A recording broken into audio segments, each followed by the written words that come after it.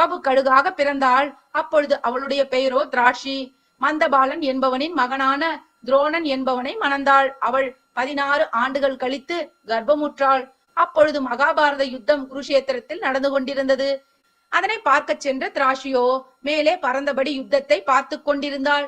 அர்ஜுனன் விடுத்த ஒரு அம்பு அவள் மேல் பாய்ந்து உடனே திராஷியோ கர்ப்பத்தில் இருந்த 4 முட்டைகளும் பூமியில் விழுந்தன. என்னுடைய குழந்தைகளை தெய்வம்தான் காக்க வேண்டும் என்று பிரார்த்தித்துக் கொண்டே உயிர் துறந்தாள் திராட்சி. அந்த சமயம் யுத்த பூமியில் பகதத்தன் என்ற வீரனின் வாகனமான சுப்ரதீபம் என்ற யானையின் கழுத்தில் தொங்கிய மணியோ பானம் பட்டு அருந்து சரியாக அந்த முட்டையின் மேல் கவிழ்ந்து விழுந்தது. அந்த மணியின் கீழ் முட்டையோ பாதுகாப்பாக கிடந்தன.